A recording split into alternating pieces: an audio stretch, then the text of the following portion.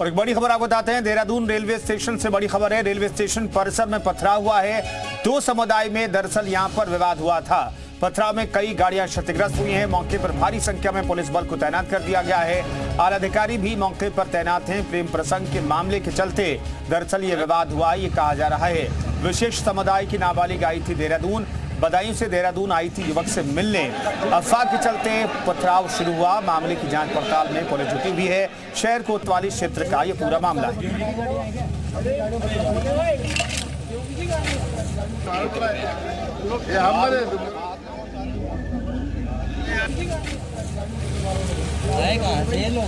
अपनी गाड़ी में छोड़ गए।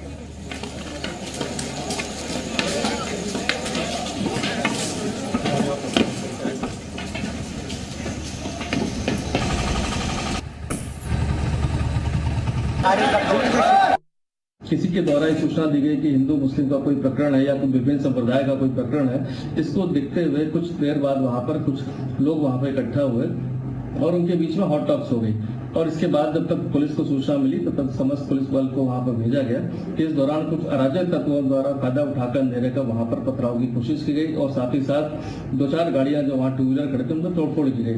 पुलिस द्वारा तत्काल उसको फोर्स को नियंत्रण करते हुए सभी को वहां पर तितर बितर किया गया और लोगों से जानकारी मिली। उस पर नामजद कुछ लोगों को अज्ञात लोगों के विरुद्ध मुकदमा संगीन धाराओं में दर्ज किया जा रहा है। हमारे सहयोगी रामानुज इस खबर पर बातचीत करने के लिए देहरादून से मौजूद हैं। रामानुज, क्या हालात हैं और विवाद क्यों बढ़ा? क्या पुलिस उस वजह तक पहुंच पाई है?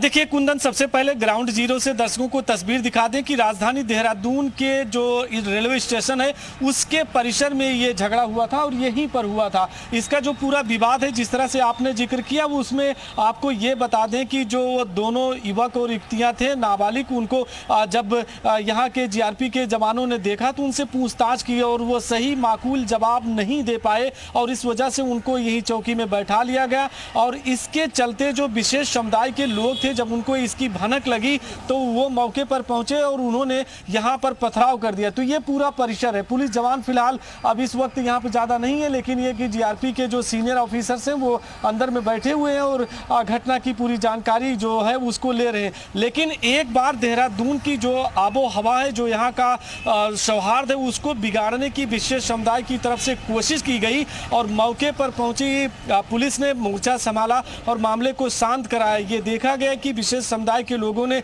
यहाँ की जो गाड़ियाँ थी, स्कूटी, कार और रेलवे स्टेशन की जो एलईडी थी उसको भी नुकसान पहुँचाने की कोशिश की, पथराव किया। तो इस तरह का पूरा जो मामला उसको लेकर के देहरादून की पुलिस ने एफआईआर दर्ज किया है। मामले की जांच की जा रही, सीसीटीवी फुटेज के आधार पर उनकी पहचान की जा रही कि जो यहाँ की आबो हवा को, यहाँ के सौहार्द को बिगाड़ने की कोशिश की है। तो मामला फिलहाल अंडर इन्वेस्टिगेटेड है, लेकिन पुलिस एक्शन ले रही है कि जिन लोगों ने फिलहाल यहाँ के वाहनों को नुकसान पहुंचाने की कोशिश की। एक हमारे साथ में प्रत्यक्षदर्शी भी हैं, इनसे भी जान लेते। आखिर में जब आप लोग यहाँ पर थे तो पत्थरबाजी भी हुई थी? हाँ सर, पत्थरबाजी हुई थी। यहाँ पे मुस्लिम लोगों ने पत्थरबाजी स्टार्ट करी थी सर। तो यहाँ पर ये जो आप बता रहे हो कि ये एलईडी लगी है, इस पे भी पत्थर मारे गए? हाँ सर, इस पे भी पत्थर मारे गए थे।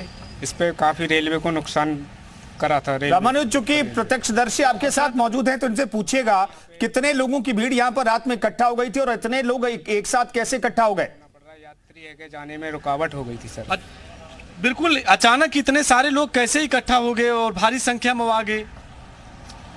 सर एक एक करके आ गए? एक एक करके आ गए थे सर। यहाँ पे लोग बाइकें भी तोड़ी थी सर, कार को भी नुकसान पहुंचा, शीशे तोड़ देते कारों के।